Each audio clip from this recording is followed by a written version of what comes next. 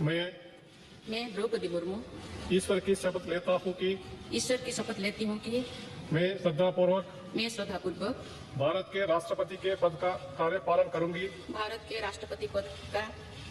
करूंगी तथा अपनी पूरी योग्यता से संविधान और विधि का परिरक्षण, संरक्षण और प्रतिरक्षण करूंगी और मैं भारत की जनता की सेवा और कल्याण में निरत रहूंगी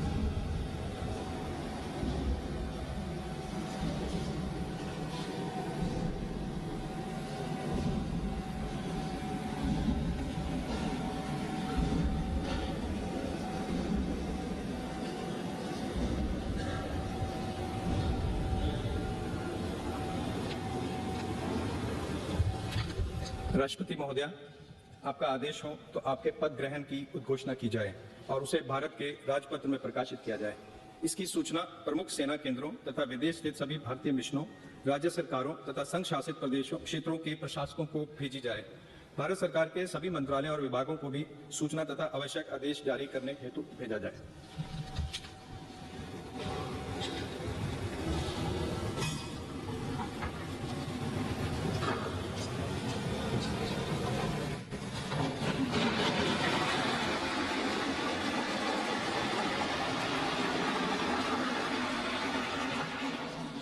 श्री रामनाथ कोविंद जी, उपराष्ट्रपति श्री एम वेंकैया नायडू जी, प्रधानमंत्री श्री नरेंद्र मोदी जी, लोकसभा के स्पीकर श्री ओम बिरला जी, चीफ जस्टिस एन.वी. रमन्ना जी, सम्मानित सांसदगण, अन्य महानुभावों, देवियों और स्वजनों तथा मेरे प्यारे देशवासियों, सभी को जोहार। भारत के सर्वोच्च संवैधानिक पद पर निर्वाचित करने के लिए मैं सभी सांसदों और सभी विधानसभा सदस्यों का हार्दिक आभार व्यक्त करती हूँ। आपका मत देश के करोड़ों नागरिकों के विश्वास की अभिव्यक्ति है। मैं भारत के समस्त नागरिकों की आशा, आकांक्षा और अधिकारों की प्रतीक इस पवित्र संसद से सभी देशवासियों का पूरी विनम्रता से अभिनंदन करती हूँ। आपकी आत्मीयता, आपका विश्वास और आपका सहयोग मेरे लिए इस नए दायित्व का निभाने में मेरी बहुत बड़ी ताकत रहेगी। मुझे राष्ट्रपति के रूप में देश ने एक ऐसे महत्वपूर्ण कालखंड में चुना है जो हम अपनी आज़ादी का अमृत महोत्सव मना रहे हैं। आज से कुछ दिन बाद ही देश अपनी स्वाधीनता के 75 वर्ष पूरी करेगा। ये भी एक संयोग है कि जो देश अपनी आज़ादी की 50वें वर्ष का पर्व मना रहा था, तभी मेरे राजनीतिक जीवन की शुरुआत हुई थी। और आज आज़ादी के 75वें वर्ष में मुझे ये नया दायित्व मिला है।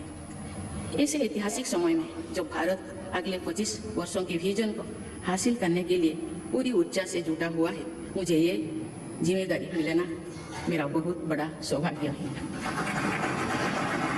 मैं देश की ऐसी पहली राष्ट्रपति भी हूँ जिसका जन्म आजाद भारत में हुआ है।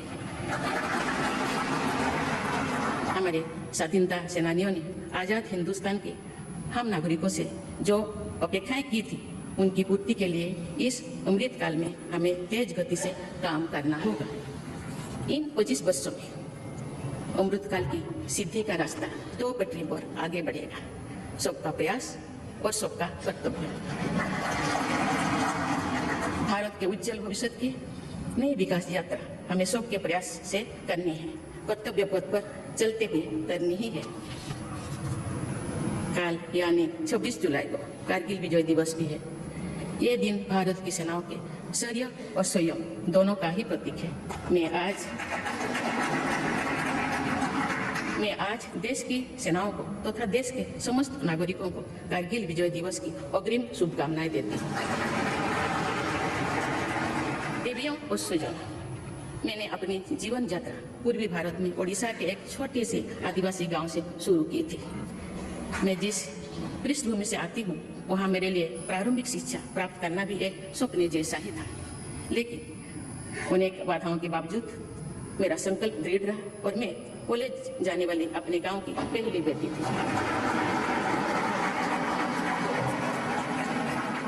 मैं जनजातीय समाज से हूँ और वार्ड काउंसिलर से लेकर भारत के राष्ट्रपति बनने तक का अवसर मुझे मिला है। ये लोकतंत्र की जननी भारतवर्ष की महानता है। ये हमारे लोकतंत्र की ही शक्ति है कि उसमें एक गरीब घर के पैदा होने बेटी, दूर सुदूर आदिवासी क्षेत्र में पैदा हुई बेटी भारत के सर्वोच्च संवैधानिक पद तक पहुंच सकती है। राष्ट्रपति के पद पहुंचना मेरी व्यक्तिगत उपलब्धि नहीं है, ये भारत की प्रत्येक गरीब की उपलब्धि है।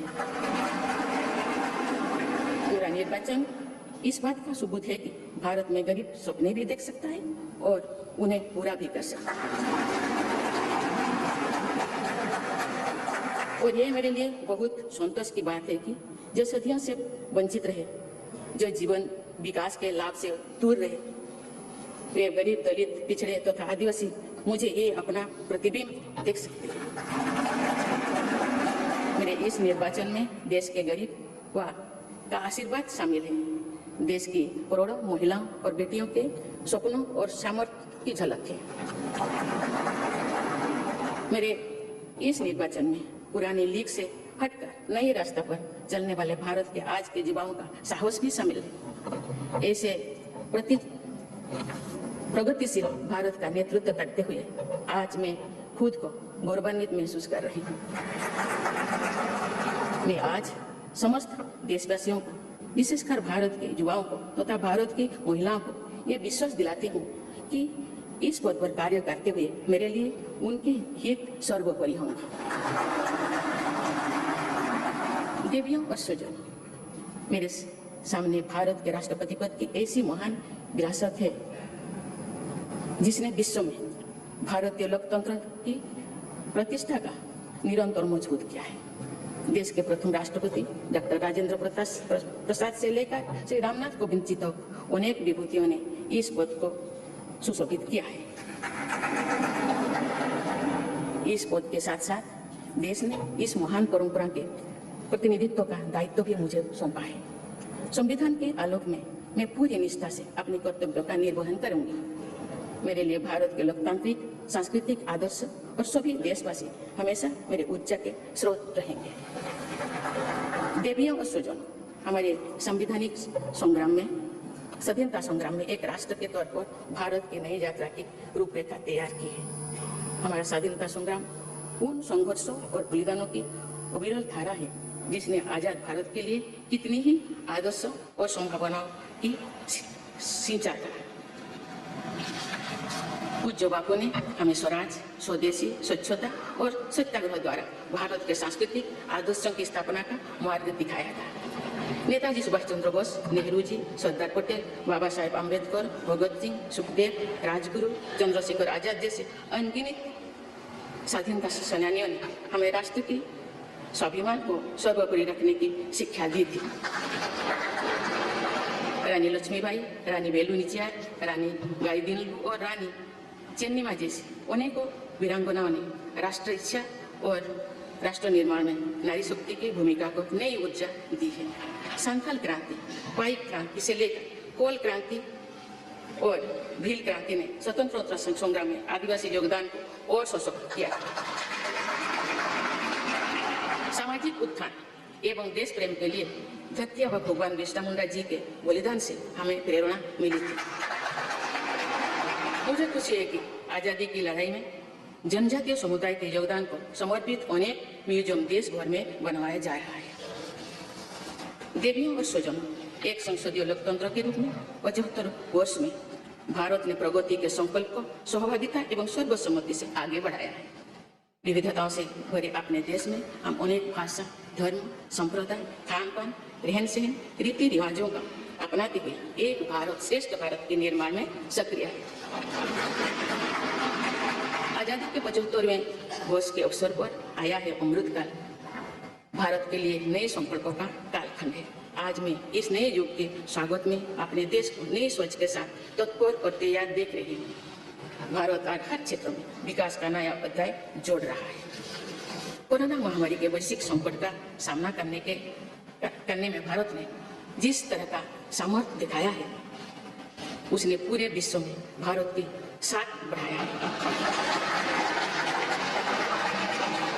हम हिंदुस्तानियों ने अपने प्रयासों से न सिर्फ इस वैश्विक चुनौती का सामना किया, बल्कि दुनिया के सामने नए मापदंड भी स्थापित किए।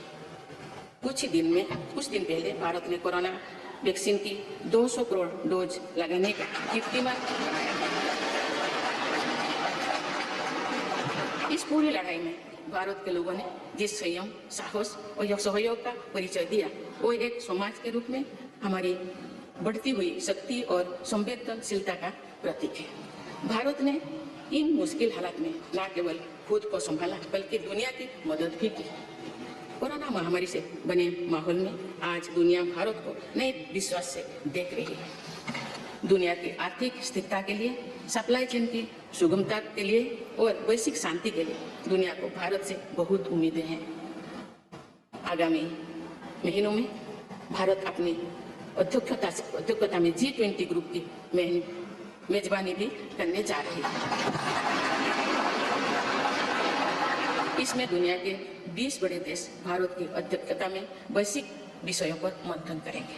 मुझे विश्वास है भारत में होने वाले इस मंथन से जो निष्कर्ष और नीतियां निर्धारित होंगे, उनसे आने वाले दशकों की दिशा तय होगी। देवियों और स्वजनों, दशकों पहले मुझे रायरंगपुर में श्री अरविंद इंटीग्रल स्कूल में शिक्षक के रूप में कार्य करने का अवसर मिला था। कुछ ही दिनों के बाद श्री अरविंद जी की 150वीं जन्म जयंती मनाई जाएगी। शिक्षा के बारे में श्री अरविंदो के विचारों ने मुझे निरंतर प्रेरित किया है।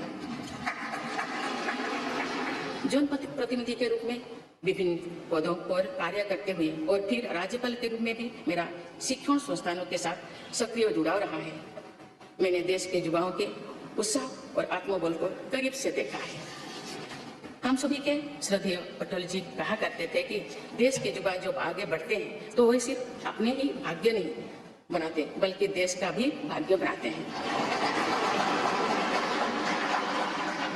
आज हम इसे सोच होते देख रहे हैं। वोकल फॉर लोकल से लेकर डिजिटल इंडिया तक हर क्षेत्र में आगे बढ़ रहा आज का भारत विश्व के साथ कदम से कदम मिलाकर औद्योगिक क्रांति 4.0 के लिए पूरी तरह भारत तैयार है।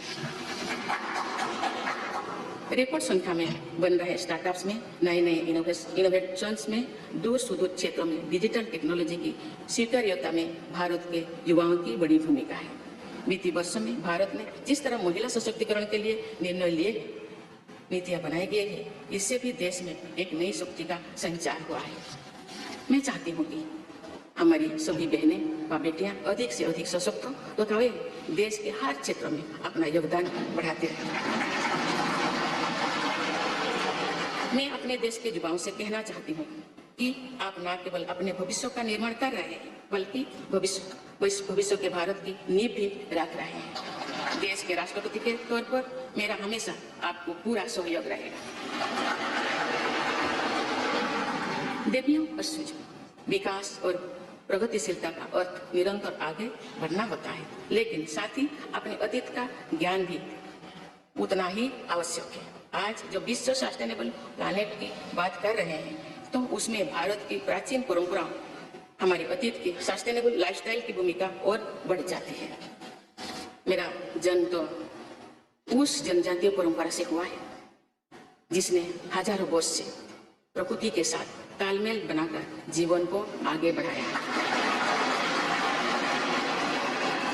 मैंने जंगल और जलाशयों के महत्व को अपने जीवन में महसूस किया है। हम प्रकृति से जरूरी संसाधन लेते हैं और उतनी ही श्रद्धा से प्रकृति से सेवा भी करते हैं। यहाँ संवेदनशीलता का आज वैश्विक अनिवार्यता बन गया है। मुझे इस बात की प्रसन्नता है कि भारत पर्यावरण संरक्षण के क्षेत्र में विश्व का मार्गदर्शक बन रहा है। देवियों और स्वजन, मैंने अपने अब तक के जीवन में जौन सेवा में ही जीवन की सार्थकता को अनुभव किया है। श्री जगन्नाथ क्षेत्र के एक प्रख्यात कवि भीम भोई जी की कविता की एक पंक्ति है, मो जीवन बचे नर के बड़ी था जगत उद्धार।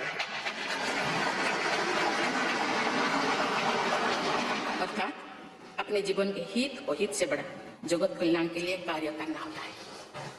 जगत कल्याण की इसी भावना के साथ मैं आप सब के विश्वास पर खरा उतरने के लिए पूरी निष्ठा और लगन से काम करने के लिए सदैव तत्पर रहूं। आइए हम सभी एकजुट होकर समर्पित भाव से कर्तव्य पथ पर आगे बढ़े तथा वैभवशाली व आत्मनिर्भर भारत का निर्माण करें। धन्यवाद। जय हिंद।